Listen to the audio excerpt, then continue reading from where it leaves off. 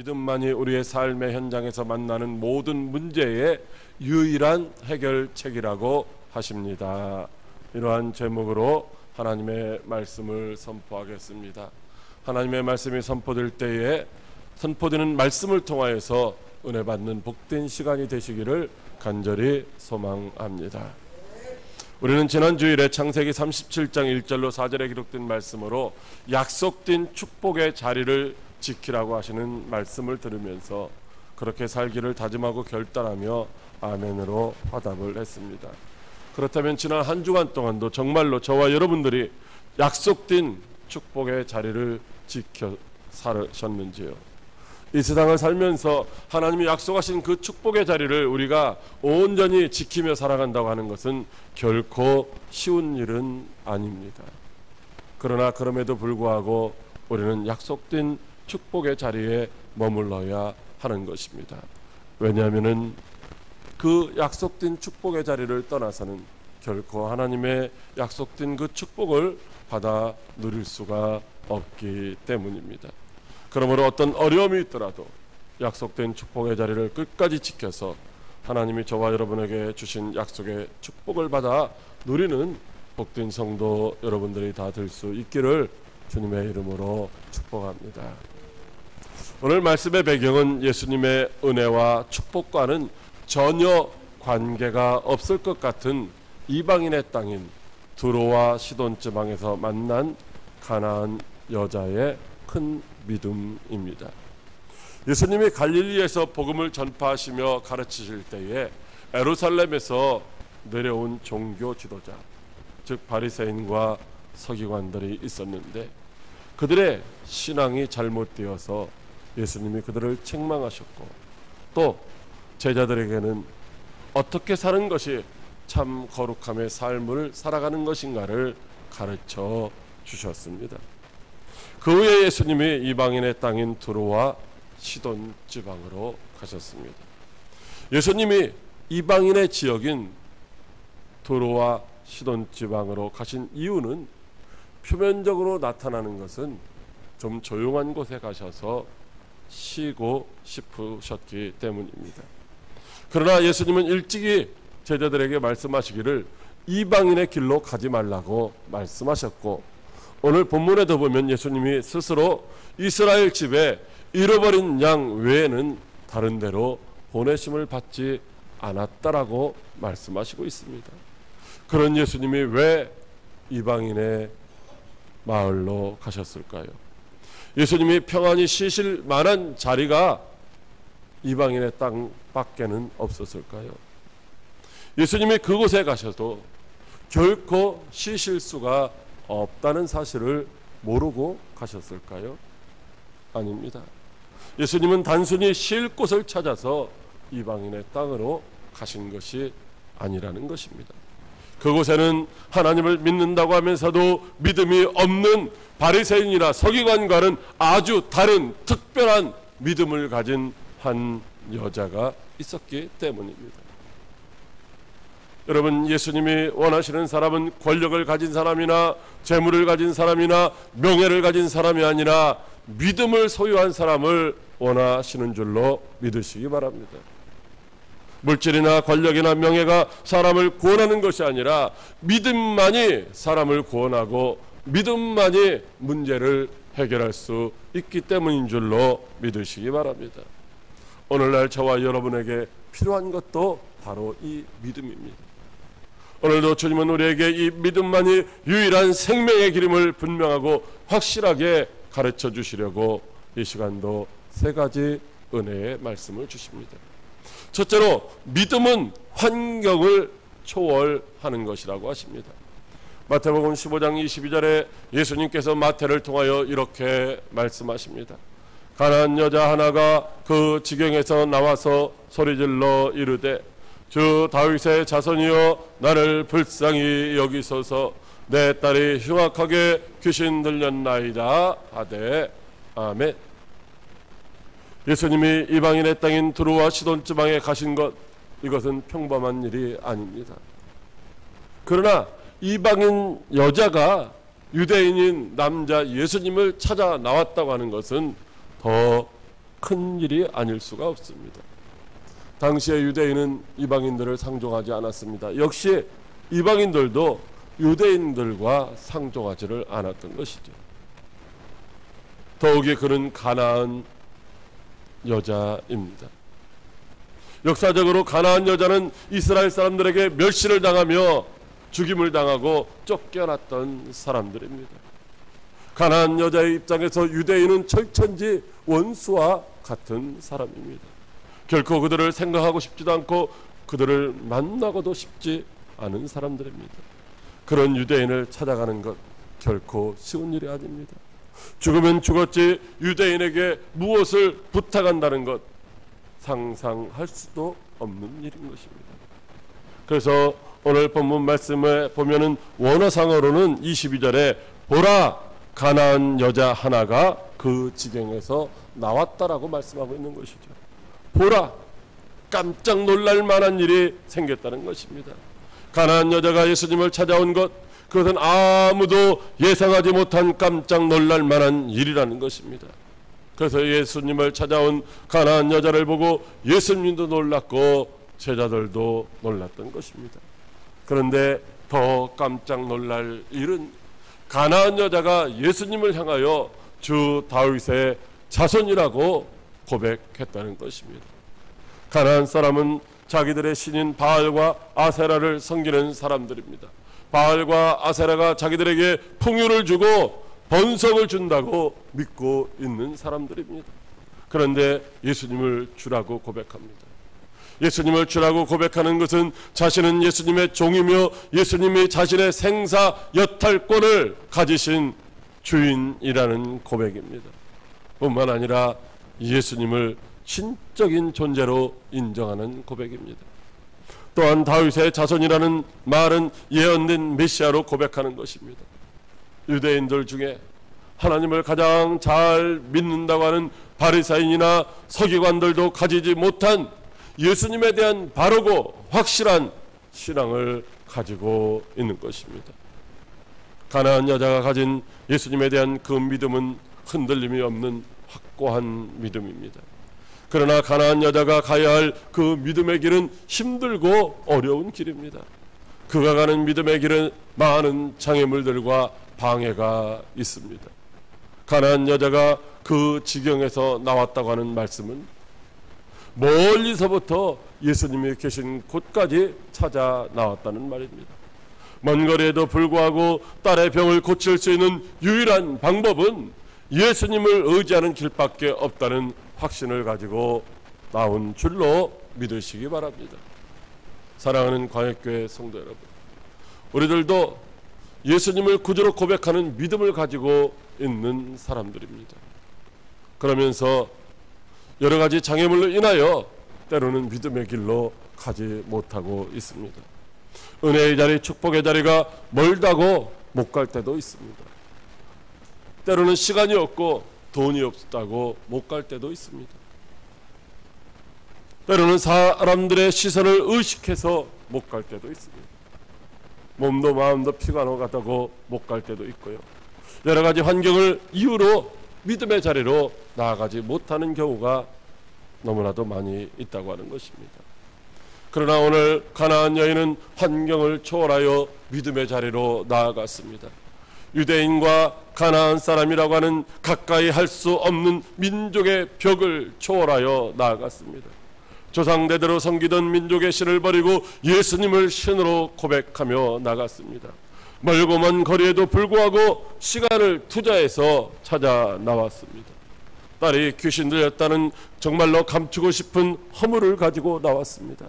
사람들의 시선을 의식하지 않고 담대하게 나왔습니다. 가나안 여자가 선택한 이 믿음의 길을 결코 쉽지 않은 길입니다. 그러나 가나안 여자는 모든 환경을 초월하는 믿음으로 문제를 해결받은 줄로 믿으시기 바랍니다. 환경을 초월하는 믿음만이 우리의 앞에 있는 문제를 해결받을 수 있는 줄로 믿으시기 바랍니다.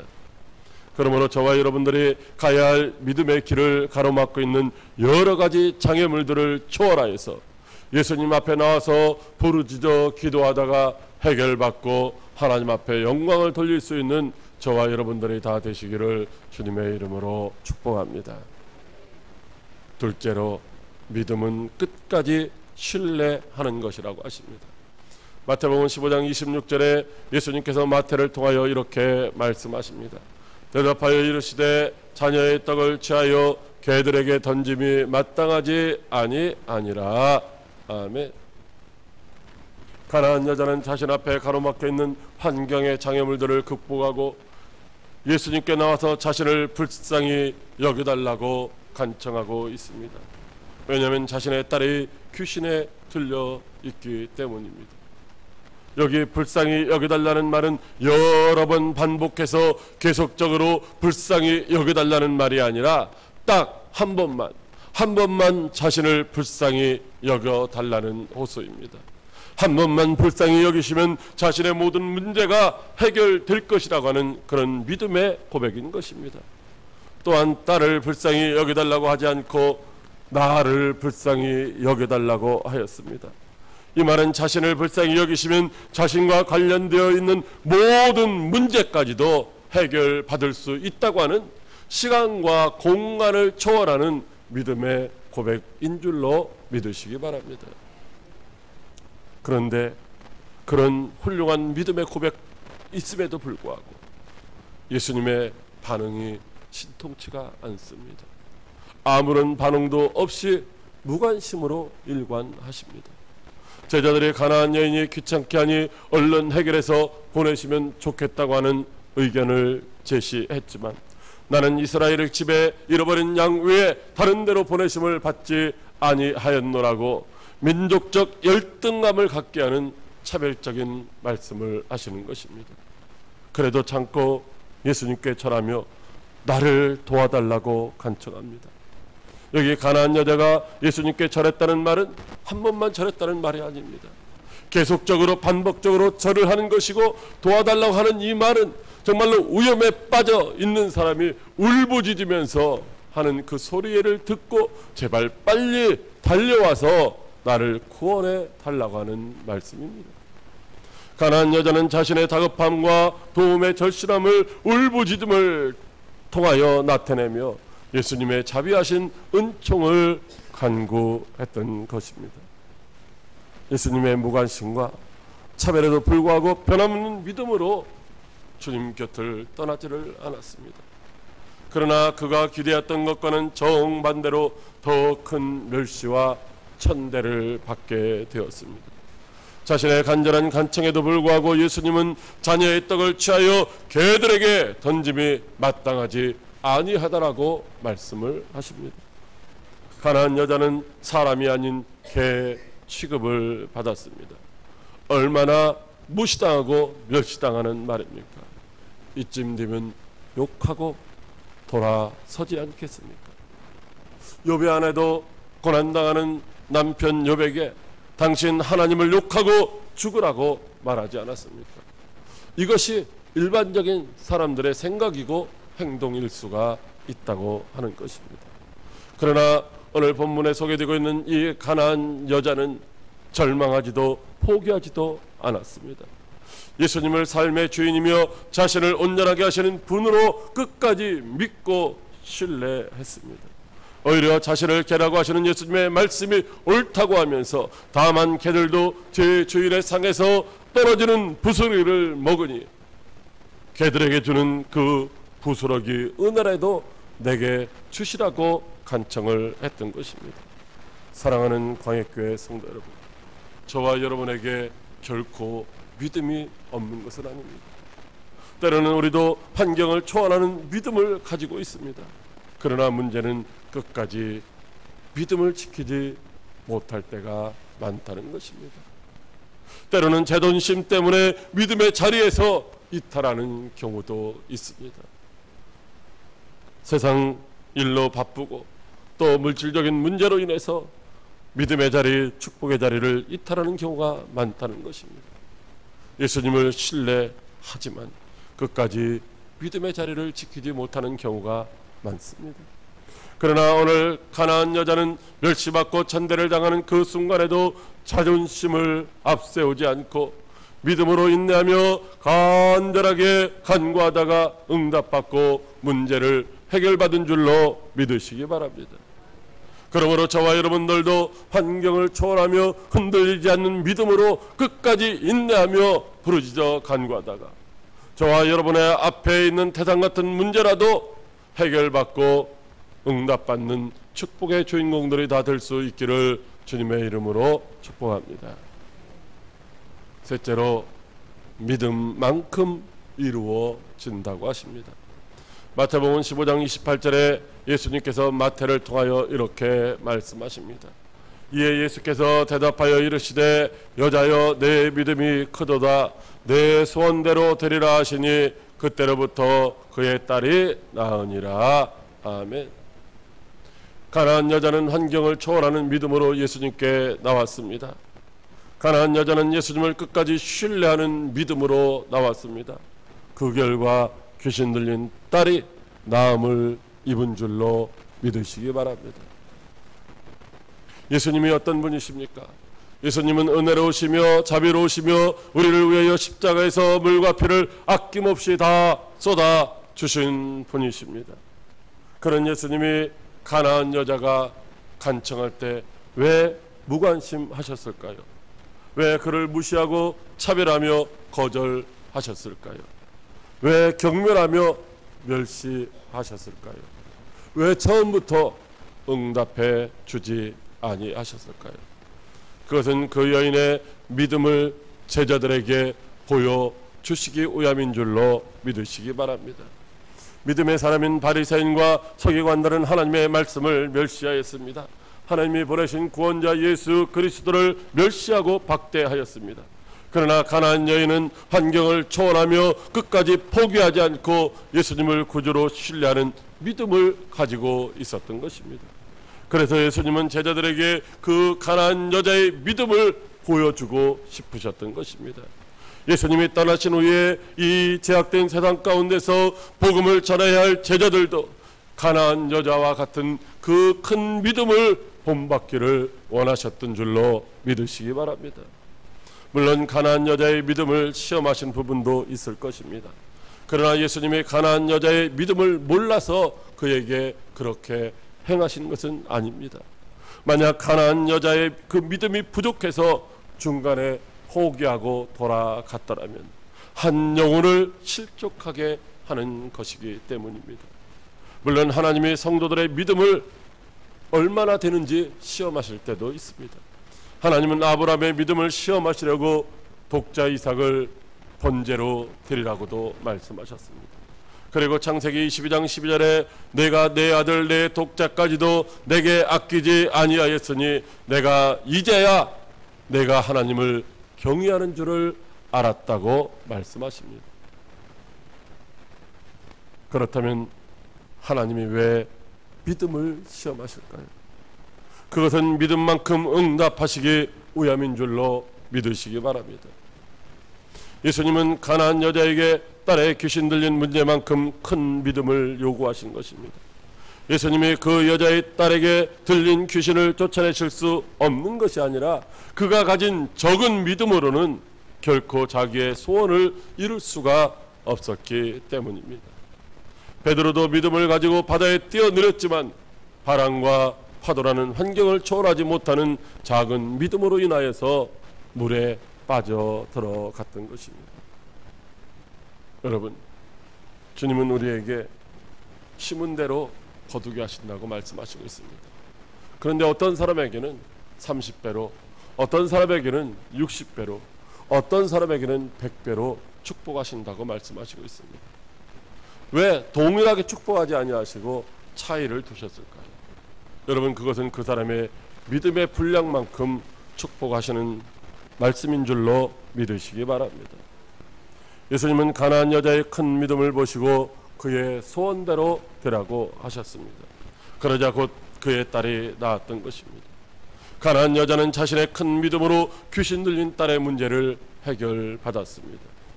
가나안 여자에게 작은 믿음밖에 없었더라면 그는 결코 그 딸의 큰 문제를 해결받지 못했을 것입니다.